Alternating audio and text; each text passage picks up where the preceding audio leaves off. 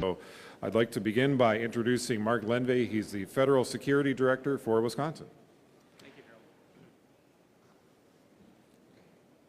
Thank you, Harold. Good afternoon. I'm Mark Lenve. Last name spelling is L-E-N-D-V-A-Y. And I'm the Federal Security Director for TSA Wisconsin. I want to thank our local media networks for coming out here and helping us with educating our traveling public. And more specifically, I want to thank the state of Wisconsin Department of Motor Vehicles for their partnership that really began back in 2005. And in particular, I want to thank our administrator who's with us today, Tommy Winkler. Thank you, sir. So beginning May 7th of this year, every traveler 18 years or older must have a real ID or an acceptable alternative ID. If you don't have a real ID by the May 7th deadline, your travel experience may be delayed in our nation's airports. By way of history, Congress passed the Real ID Act back in 2005 to enhance security standards for identification for entering our federal facilities, military installations, and traveling aboard commercial aircraft. Identity verification is the foundation to security, and the TSA has made significant investments in this area with our credentialing authentication technology, which we have at our TDC positions at our nation's checkpoints. If you use your current driver's license or state-issued identity card as a primary form of identification to access federal facilities, military installations, or travel aboard commercial aircraft, please make certain that these credentials are Real ID compliant. Here in Wisconsin, the good news is that nearly 63% of issued driver's license consist of the Real ID, which is identified by the star in the upper left-hand corner of the Wisconsin driver's license. Conversely, if you do not have a Real ID, we highly encourage you to review the acceptable IDs at our website, tsa.gov. Some examples of those acceptable IDs are the U.S. passport, and I have mine with me today, the U.S. passport cards, the DHS Trusted Traveler cards, which is Global Entry, Nexus, Sentry, and FAST, U.S. Department of Defense IDs, including issued IDs to dependents, and lastly, our Transportation Worker Identification Card, or TWIC. Beginning May 7th, transportation security officers with the TSA at our nation's airports will start enforcing the Real ID requirements at our ticket document checker positions. Individuals without a Real ID would be delayed in going through our TSA screening process, and that delay could be anywhere from 10 to 20 minutes trying to get through TSA security checkpoints. TSA is committed to continually educating our traveling public on this forthcoming requirement, and if you have additional questions or need additional information, again, we highly encourage you to visit our TSA website at tsa.gov. Thank you for your time today, and I'd now like to turn the podium over to Mr. Tommy Winkler, who is the Administrator for the Department of Motor Vehicles, State of Wisconsin. Mr. Winkler.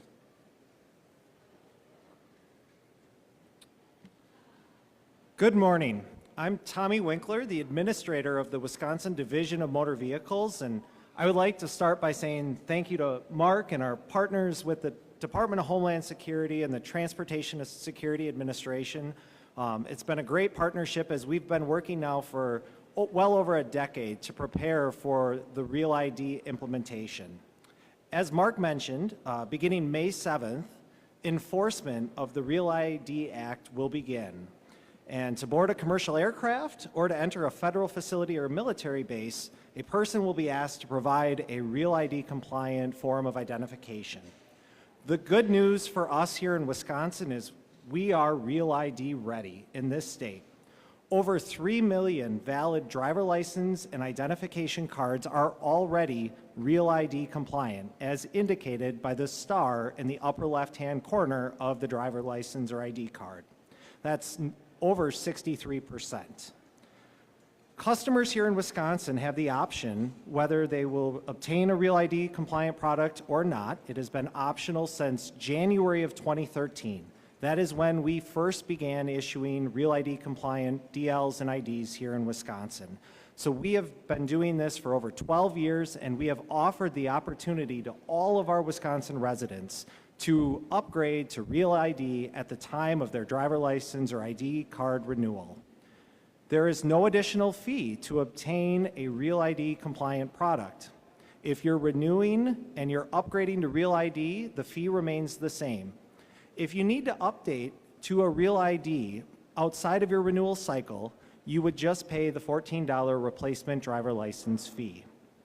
How would you obtain a Real ID compliant Wisconsin driver license or identification card? Well, the first and most important thing to do is to visit our WisDOT DMV website and search for Real ID. We've got all the information on our website regarding the documentation that you will need to bring in order to obtain that Real ID credential. We also have an interactive driver license guide that will walk you through pre-filling out the application, and it will create a customized checklist of the documents that the customer needs to bring in order to obtain that Real ID credential. We also offer the opportunity for customers to schedule an appointment for service at one of our DMV customer service centers that will give you priority service and make your trip quick and convenient at our service center. What documentation is needed to obtain that Real ID? Well, some of the most common documents that customers should prepare to bring in is a state-issued certified birth certificate or a valid U.S. passport. That is going to provide proof of name and date of birth, and it's going to provide proof of your legal presence. We also ask that you bring in your current driver license or ID card or a Social Security card to provide proof of identity. We also ask for 2 forms of address proof. That can be any government-issued correspondence, including our renewal letter that has your name and address on it. Other common forms would be a utility bill, a bank statement that has your name and address on that document. And then customers will need to provide proof of a name change. So if someone's name changed due to a marriage or divorce, we want you to bring in that marriage certificate or that court-ordered document, divorce decree, to prove that name change. And then your Social Security number. Have that ready to go. We'll confirm that Social Security number.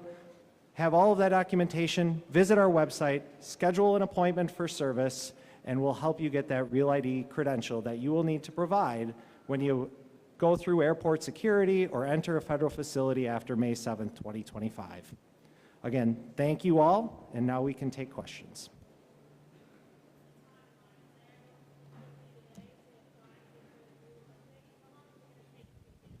Yeah.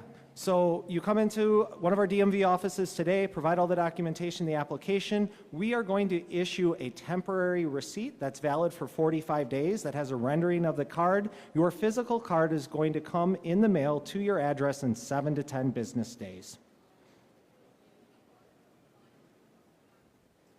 So I'll defer to Mark on the enforcement of the Real ID Act. So the question is, would we bar U.S. citizens from traveling? The answer is no. However, it's going to take much longer to get through our screening process. We've got to validate the identity of the individual. And without the Real ID, without the passport, or those other acceptable forms of ID, it's going to delay getting through our nation's airports. We're probably looking at well over 3 million travelers this summer from Memorial to Labor Day. So that's really kind of the carrot to take home, that with that volume going through our nation's airports, and we saw it during the holiday season, that's going to delay a number of travelers. Even if you're arriving at the airport 60, 90 minutes earlier, you may be delayed at the screening process. And that's why we're here today. We're at 63%. What I don't have data is how many Wisconsinites, for instance, have U.S. passports. I can tell there's a large percent. So we're really in a good situation. If you look at nationwide where we're at with Real ID, we've really moved the needle relative to individuals getting those credentials.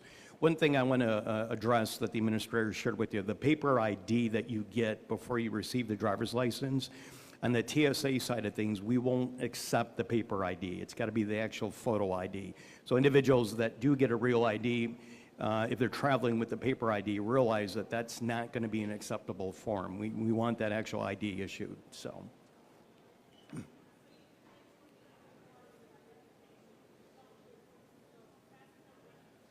So we issue transportation worker identification cards. So individuals that have CDLs that drive tractor trailers with hazardous material, they're issued a TWIC card. Individuals that work in water ports, Milwaukee port, are issued TWIC cards. So that's another DHS form of ID. The passport card is another acceptable form. And then our trusted traveler programs outside of pre-check are also issued photo IDs that would be acceptable for travel.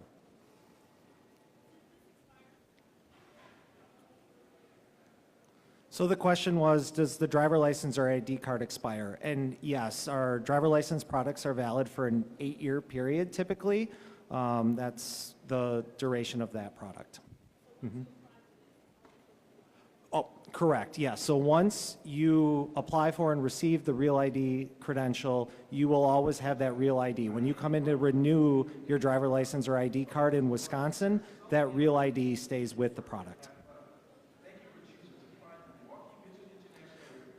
So the question was, will we stop issuing non-compliant or regular driver license and ID cards? And the answer is no. We are always going to offer, or at least under current statute, we are going to offer that non-compliant driver license or ID card. There's a certain portion of the population in Wisconsin that will never fly, will not enter a military base or a federal facility, and will not need to have a Real ID compliant product. So we want to offer that option to them.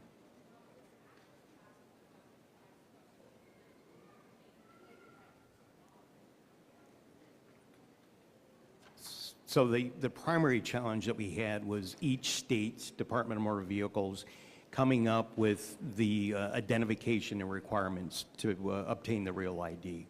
And the question was asked, you know, Congress passed the law in 2005. It is now 2025. And although the bill passed, we needed that, what I would refer to bacon period, to be able to ensure states had the ID ready to go, notify the residents of those states, and then roll that out. So that's where the challenge was, to really get this to fruition.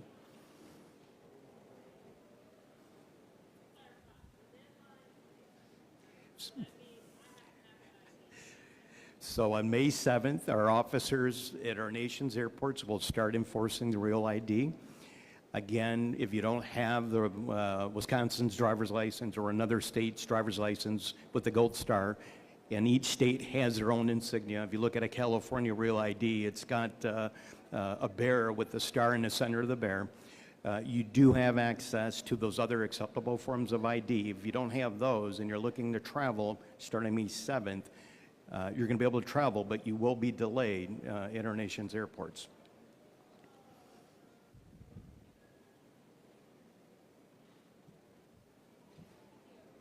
Thank you.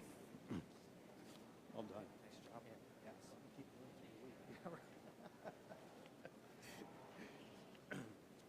But that is something that would be helpful to do at Austin Straubel or out of Gaming or Central Wisconsin. Yeah, if there's something you want to do, let me talk to